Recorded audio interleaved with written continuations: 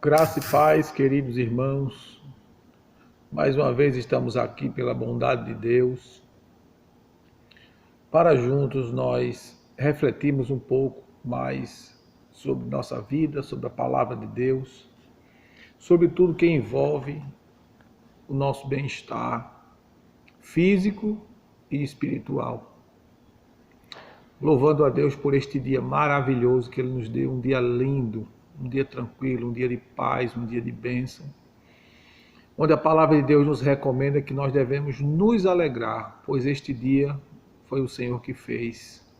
Alegremos-nos e regozijemos-nos. O Salmo 118, versos 23 e 24 nos fala sobre isso. Querendo nesse momento entrarmos em oração diante de Deus, o nosso Pai, e pedirmos a Ele a sua bênção sobre nossa vida, sobre sua vida, sobre nossas famílias, sobre o nosso país. Nesse momento, vamos orar a Deus, clamando a Deus por um milagre da parte dele em nossa vida. Querido Deus, eterno Pai, muito obrigado por este dia maravilhoso que o Senhor nos proporcionou, pelo dia de bênção, pelo dia de livramento, pelo dia de milagre, pelo dia, Senhor, de ir e voltar, pelo dia, Senhor, que o Senhor tem nos oferecido, e tudo que vem de Ti, Senhor, é bom. Quando a Tua palavra diz que Tu faz com que o sol, ele nasça sobre justos e injustos, e a Tua chuva desça sobre justos e injustos. Por isso, Deus, recebe nossa gratidão, nosso louvor. Ó Pai querido, Pai amado, no nome de Jesus, abençoe nossas casas, nossas famílias, nosso lar. Edifica o meu lar, edifica a minha casa. Quando a Tua palavra diz, se o Senhor não edificar a casa, em vão trabalha os edificadores. Abençoe cada lar, Senhor, de cada servo, de cada serva que está, meu Deus, neste momento, passando por tribulação, por dificuldades. Tu és aquele que exalta e és aquele que abate. Tu és aquele que fere e és aquele que sara. Tu és aquele que dá vida, Tu és aquele que faz tudo, em tudo e por todos. Porque Tu és o único Deus que detém o poder, a sabedoria, o conhecimento e a imortalidade. Tu és o único que pode, Senhor, nos socorrer. Por isso, neste dia, nós pedimos a Tua bondade mais uma vez sobre a nossa nação, o nosso país. Tem misericórdia, Senhor, da Tua igreja aqui no Brasil. Entra, meu Deus, com providência de justiça no Senado Federal, no Congresso Nacional, no STF. Ó Senhor, no TCU, na PGR.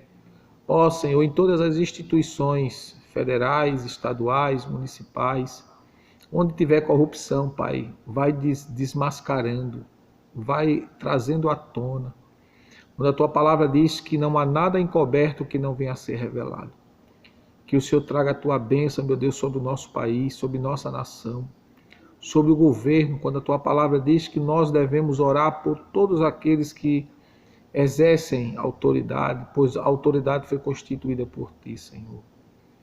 Ó Paizinho querido, no nome de Jesus, abençoe o nosso presidente da República. Abençoe, Senhor, toda a conjuntura nacional do nosso país. Que o Senhor traga bênçãos, Pai, que o Senhor traga libertação. Liberte o nosso país do comunismo, da mentira, do engano.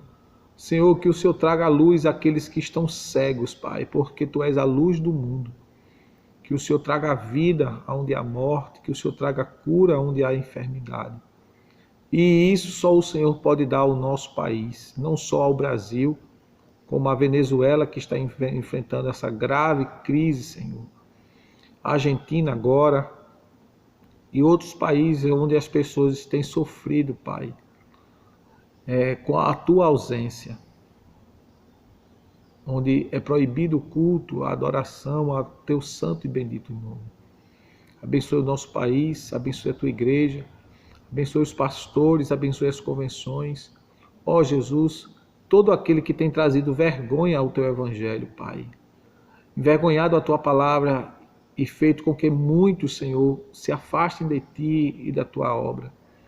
Porque o Senhor não se afasta de ninguém, nós é que nos afastamos de ti. Por isso, Senhor, neste dia, no nome de Jesus, eu peço a tua bênção. Ministra, Senhor, a nós pelo teu Santo Espírito, a fim de que nós possamos ser abençoados e abençoar aqueles que vão nos ouvir. No nome de Jesus. Amém. Meus queridos, nós estamos dando sequência aos nossos estudos bíblicos e hoje dando sequência sobre a pressa, não é? Estamos falando sobre pressa. E hoje nós vamos para o quarto vídeo falando sobre isso. E hoje nós temos uma pergunta. Como detectar se você está com a doença da pressa? Como detectar? Após as explicações que nós demos nos vídeos anteriores, evidentemente, certamente cada um já detectou se o vírus da pressa se alojou em sua vida. Se você assistir os vídeos anteriores, você vai poder identificar, você vai saber se o vírus da pressa está alojado em você ou não. Mas caso ainda não seja capaz de diagnosticar se está contaminado por ele, receba uma ajuda, analise e responda com honestidade as frases ou as perguntas abaixo. Você vai anotar as frases ou as perguntas que eu vou falar e você vai se autoavaliar, tá certo? Se elas coincidirem com o estilo de vida que você leva, certamente você está sofrendo da doença da pressa. Primeiro, as horas do dia nunca são suficientes para fazer tudo o que é preciso. Ou seja, o dia tem 24 horas, podemos dividir em 3 partes, 8 horas de sono, né, de repouso, 8 horas de atividade laborativa, que é 8 horas de trabalho, e ainda temos um pouco de tempo para cuidar das coisas relacionadas ao nosso lar, nossa família, nossa esposa, nossos filhos e a obra de Deus, certo? Então, as horas do dia nunca são suficientes para fazer tudo o que é preciso. O apóstolo Paulo diz, no capítulo 4 de Efésios, se não me falha a memória, vamos ver o texto bíblico, né? O importante é você ler o texto bíblico, que é ele que nos dá base, solidez e nos encaminha a vivermos aquilo que a palavra de Deus diz. Livro de Carta de Paulo aos Efésios, capítulo 4, cadê? Aliás, não é 4. Capítulo 5 de Efésios, versículo 16. Aproveitando bem cada oportunidade, porque os dias são maus. Isso é na minha versão. Existem versões que dizem remindo o tempo, porque os dias são maus. Ou seja, saber usar o dia, o tempo, as oportunidades. Lembrando, meus queridos, que nós não tocamos na mesma água mais uma vez. A gente só toca uma só vez. Você bota a sua mão no rio, a água que você tocou, a correnteza leva e você não a tocará mais. Assim é o vento que passou por você, não voltará a passar mais, e assim sucessivamente. Então, oportunidades surgem, o tempo ele deve ser administrado e conduzido com sabedoria, não desprezando as oportunidades que Deus nos dá e sabendo usar cada momento do seu dia. Se você foi fazer algo e não conseguiu fazer ou concretizar aquilo que foi programado para o seu dia, tenha paciência. No outro dia se fará. Porque basta cada dia o seu mal, disse Jesus. E nós não podemos ser conduzidos pelas coisas ruins e negativas que acontecem durante o dia. Porque o dia foi o Senhor que fez e a gente deve viver ele alegremente, independente das situações. ok? Segunda coisa, se você vive consultando o relógio enquanto conversa com alguém, não é? Isso prova que você não está disponível para ouvi-la, atendê-la com qualidade. Com qualidade. Se você vai conversar com alguém, dialogar com alguém, você precisa ter a paciência de ouvi-la tranquilamente, a fim de que possa ter um diálogo saudável, equilibrado e edificante. Se você conversa com alguém com pressa, não terá bons resultados, porque uma conversa apressada pode ser esquecida, pois não foi desenvolvida dentro de princípios. E um dos principais princípios para um bom diálogo é a paciência, é ouvir bem para poder responder bem, com fundamento. Terceira coisa, sempre reclama dos sinais de trânsito. Uma pessoa que anda o tempo todo correndo, não respeita as sinalizações. É fato que às vezes existe, tem uma questão de você estar socorrendo alguém ao médico, de você estar indo à procura ou em busca de alguma coisa que não pode passar daquele dia ou em alguma emergência. Porém, lembre-se que a nossa vida depende da nossa paciência. Nossa paciência. E foi Jesus que disse, né? Lucas 21 e 19, vamos ver? Lucas 21 e 19. Jesus cita esse texto, né? Ele diz: na vossa paciência ganhareis as vossas vidas. Então é na paciência que a gente ganha a nossa vida. E você não adquire paciência do dia para a noite. E quando orar, lembre-se, nunca peça a Deus paciência, peça a Deus graça. Porque se você pedir paciência, Deus lhe dará tribulação. Porque a paciência ela só se desenvolve em momentos de tribulação. É assim que a Escritura nos ensina. Romanos 5, verso 3, tá certo? Além de Lucas 21, 19. O carro que dirige sempre arranca primeiro que os outros. Aquela pessoa que dá aquele arranque no trânsito não tem aquela, não é comedido, não é na saída do seu carro. Isso pode até trazer prejuízos ao próprio veículo, né? Arranques exagerados, sem necessidade. Isso pode trazer prejuízos ao veículo, que automaticamente vai trazer prejuízo a você, que você vai ter que gastar para consertar o seu veículo. Quinta coisa, interrompe as pessoas antes que elas terminem o assunto ou para que elas terminem a conversa. Tem pessoas que você vai conversar, vai dialogar com ela não para lhe ouvir, ela fica pensando o que vai lhe dizer antes de você concluir o seu raciocínio, ou seja, ela não tem interesse de lhe ouvir. São pessoas difíceis até para você ensinar, até para você ajudá-las a crescer. Né? Interrompe as pessoas antes que elas terminem o assunto ou para que elas terminem a conversa. Esse é a quinta pergunta ou frase que você precisa anotar para você analisar cada uma delas e ver se você tem esses sintomas. Corre sempre para escolher a menor fila no supermercado. Ô pastor, é pecado você escolher uma menor fila para economizar seu tempo? Não, não é pecado. Mas às vezes você faz isso não por uma questão de ajudar a você na questão do seu tempo. Você faz isso por uma questão de impaciência. É uma pessoa impaciente de forma constante. Não é isso? Não é bom. Sétima, faz e pensa mais de uma coisa ao mesmo tempo. Faz e pensa mais de uma coisa ao mesmo tempo. Por exemplo, vê televisão, lê, janta e conversa ao mesmo tempo ao telefone. No final de tudo, não é positivo o resultado. Não sai como se espera.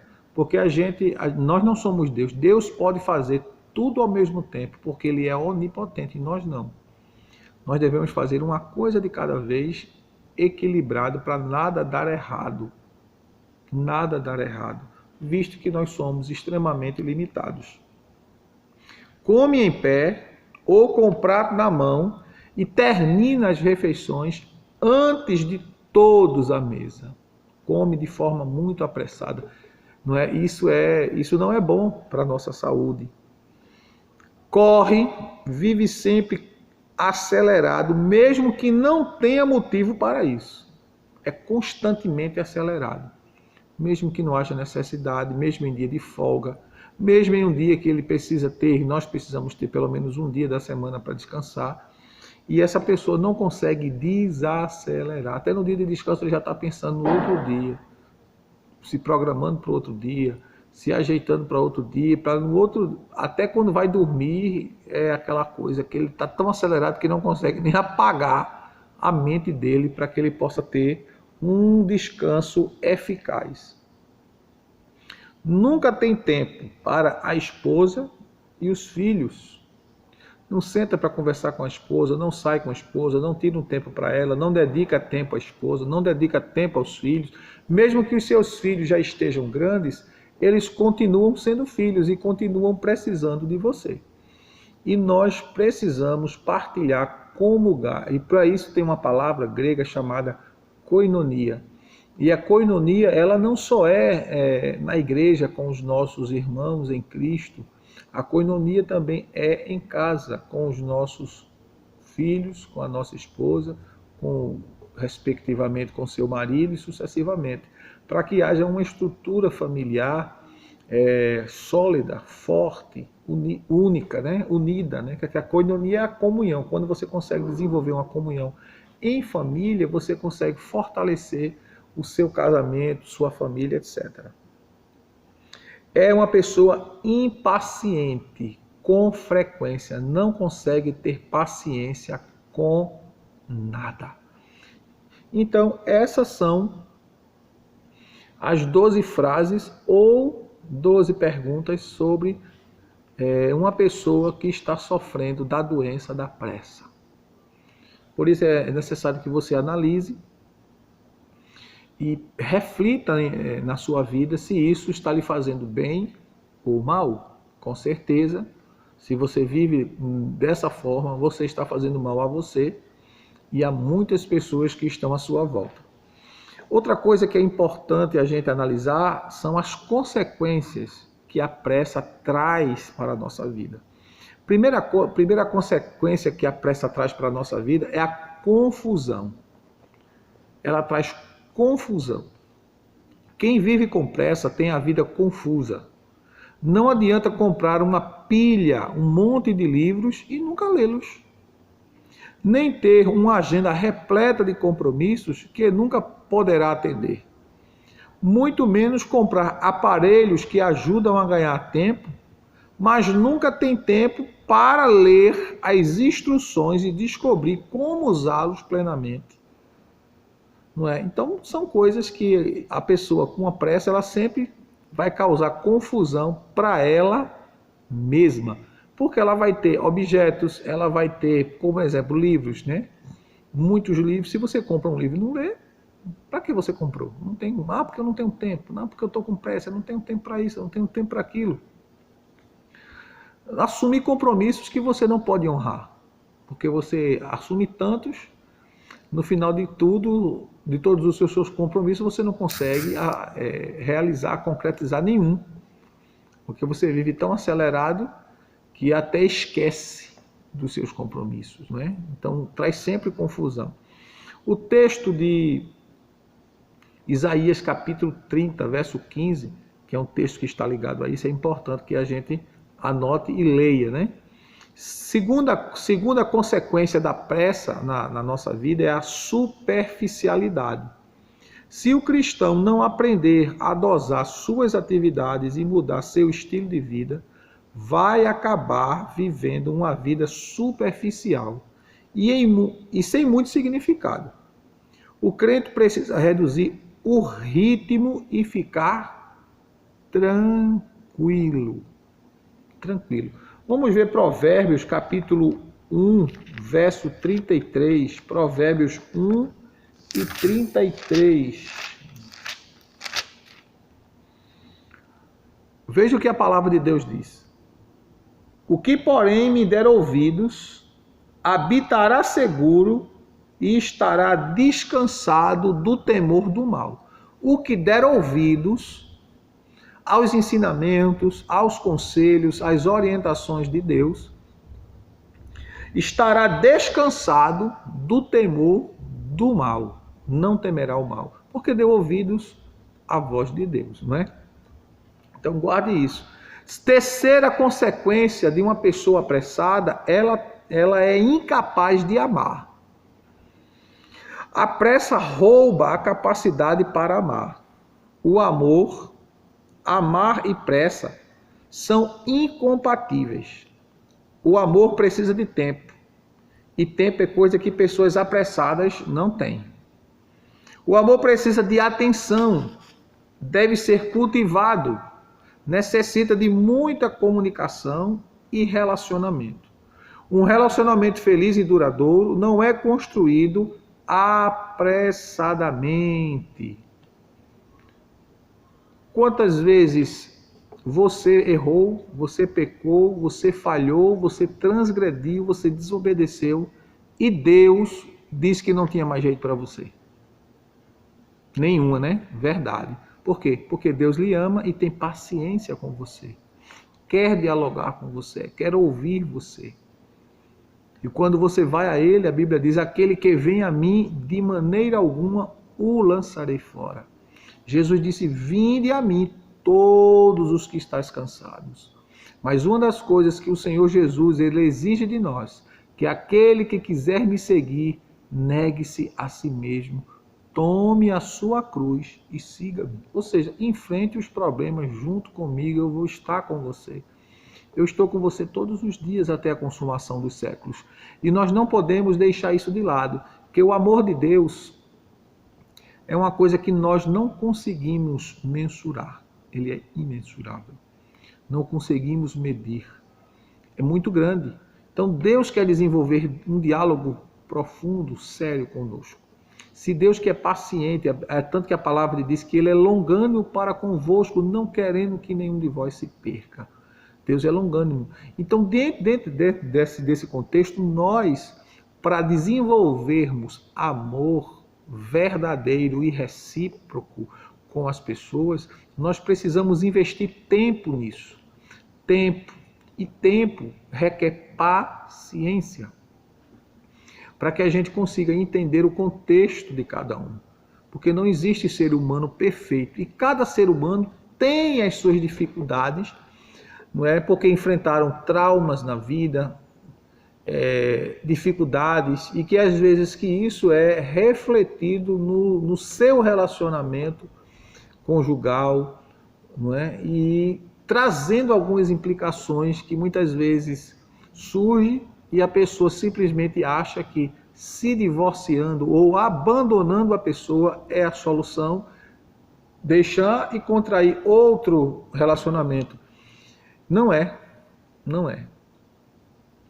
A gente precisa ouvir, entender cada contexto. Agora, se após ouvir, entender e tentar ajudar, a pessoa não quer, aí é outra coisa. Aí é outra questão. Mas, no entanto, a gente precisa cultivar isso, porque a Bíblia diz que o amor, ele encobre uma multidão de pecados. O amor tudo sofre, tudo crê, tudo suporta, tudo padece, não se porta com indecência, não folga com injustiça. Isso está lá em 1 Coríntios 13, quando Paulo fala sobre a questão do amor, né? Então a gente precisa entender que o amor, ele necessita de comunicação, de inteireza, de conhecimento. Não é como você conhece uma pessoa de manhã, casa de tarde e vai morar à noite junto. Não, isso precisa de um tempo para se desenvolver, cultivar, para que haja uma reciprocidade mútua entre aqueles que desejam contrair matrimônio e viver bem com Deus, com seu cônjuge e construir uma família saudável. A quarta coisa que, como consequência da pressa, é a insensibilidade. Uma pessoa apressada é uma pessoa insensível Há muitas, para não dizer todas as coisas, é insensível, principalmente às dádivas da vida. Reclama se o sol está quente, reclama se chove muito, reclama porque tem muita roupa para lavar. Ó, se você tem muita roupa para lavar, é porque você é uma pessoa abençoada, você tem muita roupa para vestir. Tem muito prato para lavar, graças a Deus, porque você tem muita comida para comer, porque você teve condições, Deus lhe deu a bênção de ter o dinheiro, de ter as condições de você comprar o seu alimento, de você se manter. Então não reclame. São coisas boas. Trabalho não mata ninguém. 5:7 de Jó diz que Deus fez o homem para o trabalho. Então seja agradecido, não seja insensível às dádivas da vida, às dádivas que Deus lhe deu. A pressa destrói o sentimento de louvor. A pessoa com pressa não tem tempo de se maravilhar com as dádivas que Deus lhe concede. Sempre correndo, não percebe as coisas belas ao seu redor, não canta, não ora, não adora, não contempla a vida ao seu redor, não consegue enxergar tanta coisa boa e sadia à sua volta. Torna-se uma pessoa insensível, dura e desatenta. Então, que você reflita nisso que nós partilhamos, que nós conversamos, que nós dialogamos nesse vídeo, a fim de que você possa se avaliar e ver que você pode estar doente, que você pode estar sofrendo por antecipação, você pode estar sofrendo por causa dessa doença que está em você. Então livre-se disso, ore a Deus, busque a Deus. O Senhor, Ele é aquele que pode sarar as nossas feridas, curar as enfermidades, transformar as trevas em luz, transformar aquilo que nós achamos que é impossível em possibilidade. Porque a Deus tudo é possível. Que Deus te abençoe, que o Senhor te faça prosperar, que o Senhor te faça crescer, te faça abundar nele, para que por meio dele você em tudo seja mais que vencedor. Que Deus te abençoe, abençoe sua casa, sua família, seu lar, seu ministério, sua vida profissional, conjugal.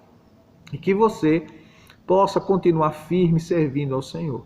Se você precisa de oração, se você precisa de assistência espiritual, procure a Igreja Batista Missionária Aliança, aqui na rua São Joaquim do Monte, número 66, Água Fria, Recife. Nós estaremos aqui prontos para lhe receber, de braços abertos, com um coração afetuoso para lhe ajudar naquilo que a palavra de Deus nos orienta. Que Deus te abençoe, em nome de Jesus. Até o próximo vídeo, querendo Deus.